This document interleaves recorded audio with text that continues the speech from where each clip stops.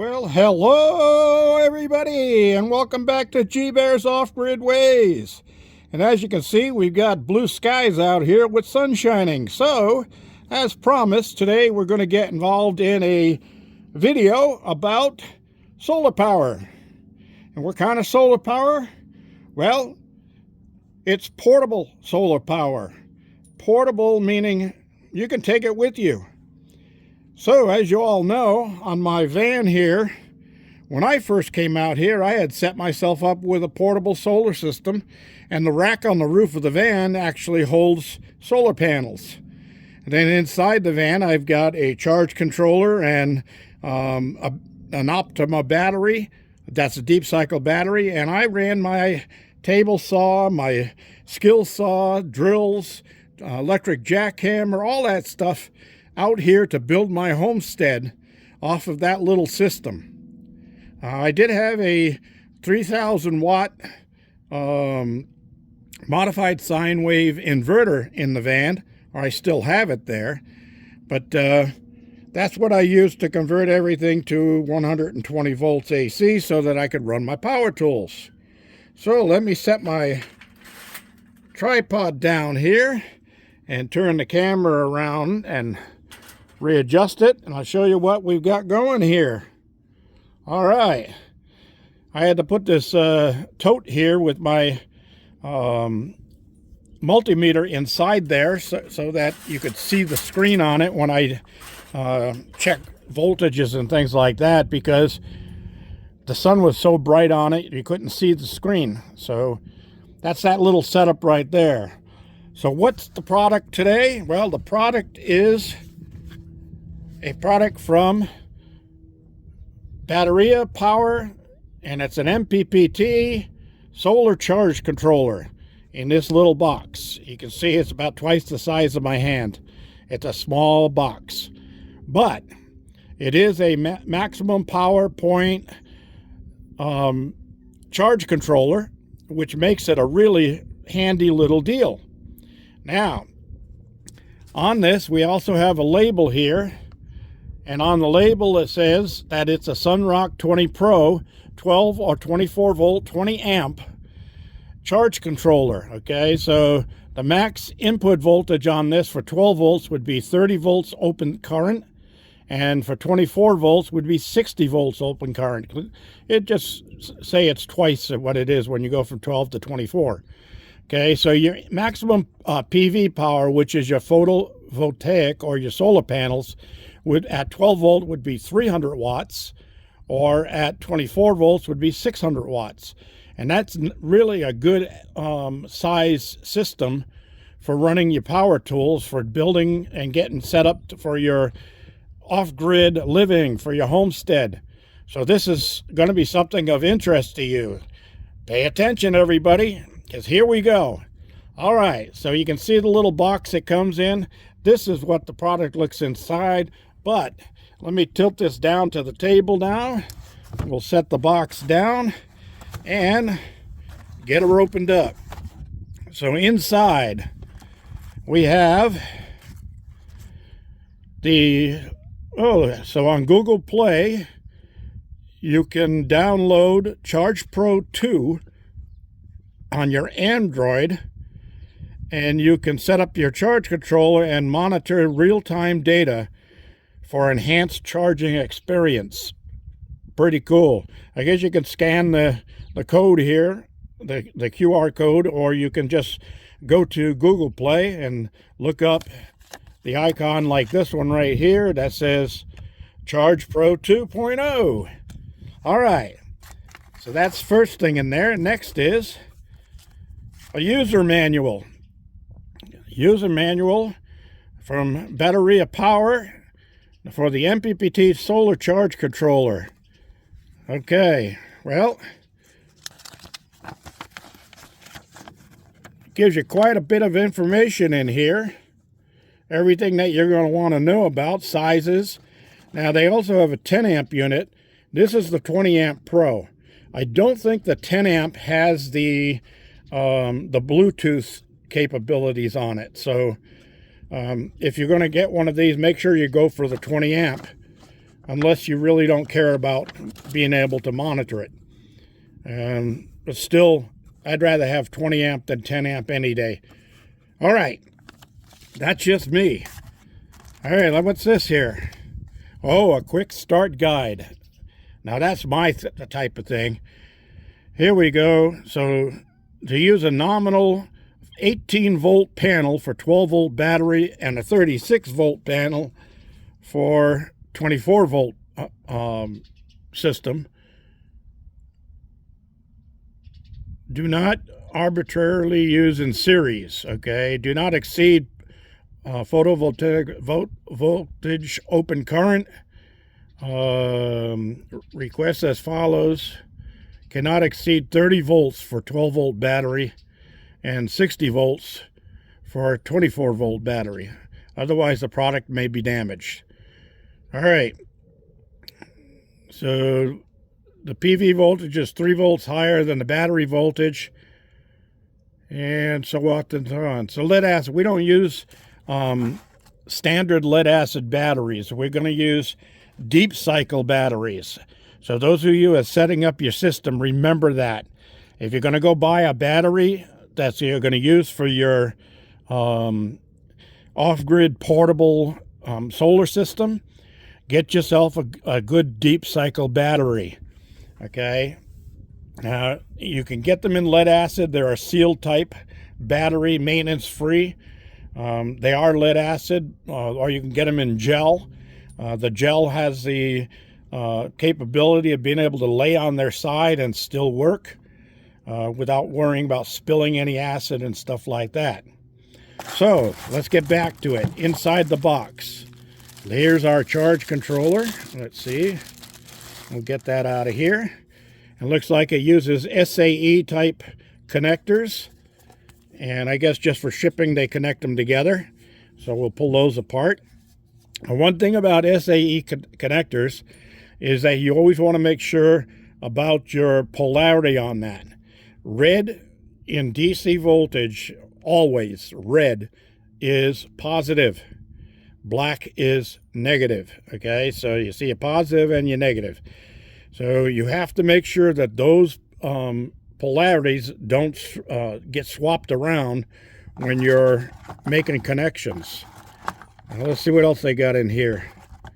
Well, it looks like they got some pigtails. Yep, two pigtails. So as you can see, the positive on this side is on the female part of the plug. I'll get it back in here. Okay, so the positive is in the female side of the plug, and then on this pigtail, the red positive is on the male side of the plug. So when you connect these back together right like that, your reds are on the same side and your blacks are on the same side, so you don't cross the polarity. That's a very important thing. Oh, looks like they gave you a little adapter just in case the system you're going to connect to is already connected and it has a reverse connection. You can use this to reverse the connection back to being the way you need it to be. All right, comes with some mounting screws. Pretty cool. Now I understand that this thing is waterproof, so you can mount it outside. It looks like it is because it definitely is a sealed case. And we've got some information on the back here. All right, so this side is marked input and this side is marked output. So let's see. It's got one set button on it. It's got a little tab here for taking the plastic cover off of the screen. We'll leave that on for right now.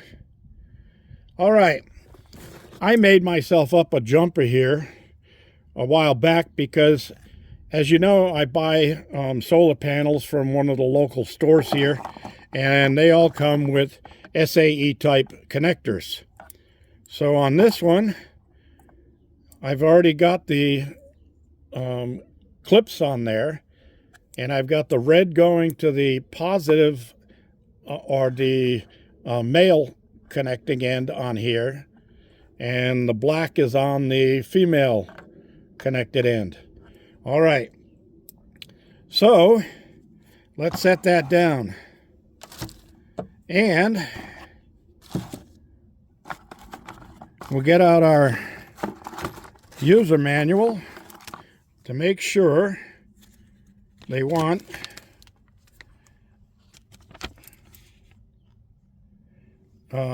which side connects to the battery. Here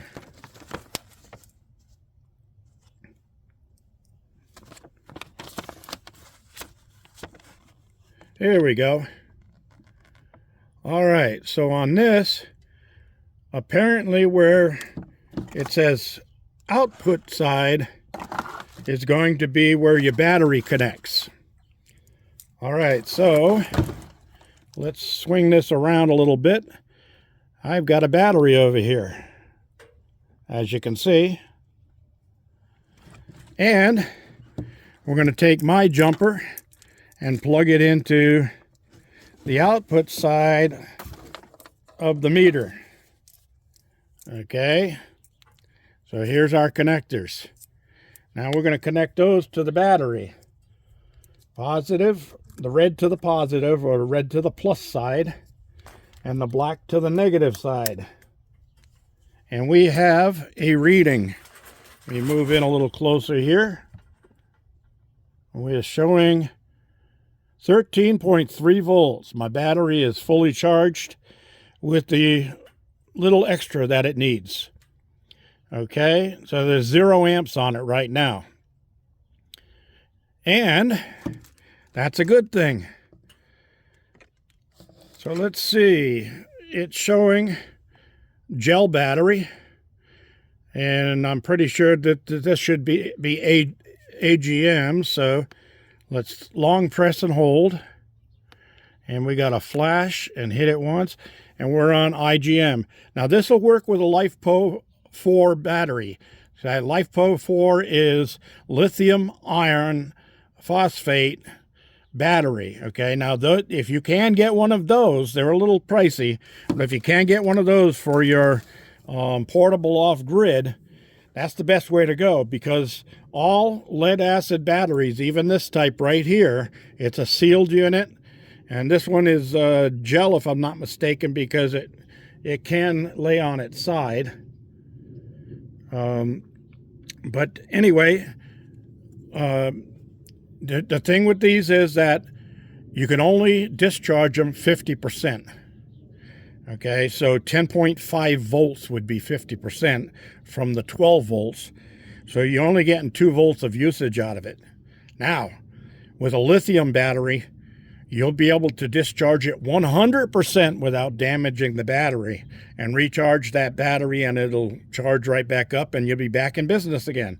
So you get twice the service out of a lithium battery than you would out of a lead acid of any type, okay? So that's an important thing. Now, let me switch this over here and I'm going to show you. I've got a solar panel here and I've got a cover on it. Okay, some important things. Number one, when you are talking solar systems, you always connect the battery to the charge controller first. Always. Don't connect the solar panel first. You want to definitely connect your battery first. Okay, that tells the charge controller what voltage you're using. Now, if I had two 12-volt batteries in series, they would be 24 volts.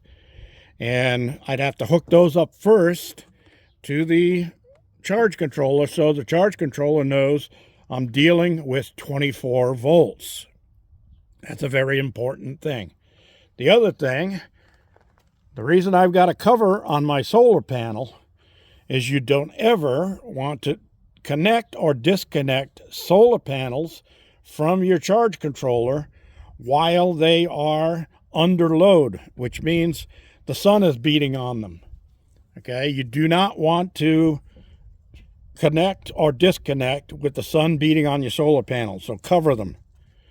All right, you can cover them like I did with a towel or a tarp or something like that.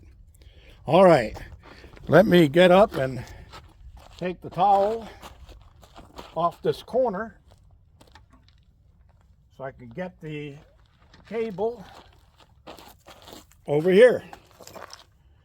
Now we're going to take the charge controller and plug it into that cable. All right.